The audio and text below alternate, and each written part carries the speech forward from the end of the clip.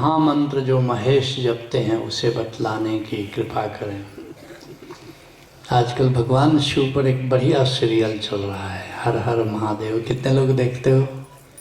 बहुत लोग देखते हैं, सुंदर है। ओशोधारा में तो हम सबको रिकमेंड करते हैं कि ज़रूर देखना। लेकिन उसमें जो बहुत कुछ जो दिखा रहा है ऐसा है नहीं।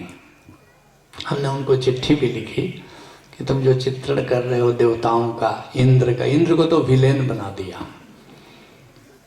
इस देश का एक बड़ा दुर्भाग्य है। इस देश के लिए जो कोई भी कुछ शुभ करता है हम उसको गाली देते हैं। जो वहाँ जहाँ से भी पहले अमेरिका गेहूं भेजता था तो अमेरिका को गाली देते थे। अब देवता कौन है? इस हुक्म का प्रबंधन में लगे हैं। गणेश जी लगे हुए हैं पृथ्वी के प्रबंधन में, पृथ्वी मंडल के इंचार्ज। उसी तरह वरुण देव जल मंडल के इंचार्ज, अग्निदेव स्वास्थ्य और अग्नि के इंचार्ज, वायुदेव वायुमंडल के इंचार्ज है, इंद्र देवता आकाश के इंचार्ज हैं, बारिश के इंचार्ज हैं। देवताओं के कोऑर्डिनेशन है।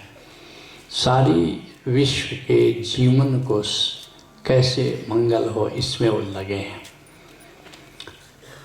और हमारे जो किस्से कहानियाँ हैं पुराणों में वो इंद्र को बिल्कुल बदनाम करती हैं। और भारत की दुर्दशा का एक बड़ा कारण ये भी है कि जो लोग हमारे मंगल के लिए लगे हैं, इससे अच्छा पश्चिम वाले हैं, कम से कम उनकी बुराई तो नहीं करते। लेकिन हम तो और बुराई करते हैं। भला मत बोलो, मंगल मत बोलो, लेकिन जो तुम्हारे कल्याण में इतना तत्पर है, और इंद्र इतना तत्पर हैं कि जहाँ, चूँकि मैं काफ़ी घनिष्ठता से उनको जानता हूँ, एक फ़ोन मेरा जाता है 5 मिनट भी नहीं लगता, इम्प्लीमेंट हो जाती है बात। और ऐसा जो मंगल में लगा हुआ है, और उसका हमने लिखा उन सबको चिट्ठी कि तुम जो विलेन बना करके इंद्र को पेश कर रहे हो, ये बात बिल्कुल समझ के परे है। जैसे कोई महात्मा गांधी को विलेन बना करके पेश करे तो कैसा लगेगा? जिसने अपने इस देश के मंगल के लिए अपने जीवन न्यौछावर कर दिया, और जो इस देश ने केवल मनुष्य नहीं सारे प्राणियों की प्यास बुझे, ये इंद्र की ड्यूटी लगी हुई है। और इतनी कुशलता से एक प्राणी प्यासा नहीं सोता है जो अपने कर्तव्य का निर्वाह कर रहा है। और हम उसके कैसा चित्रण करते हैं?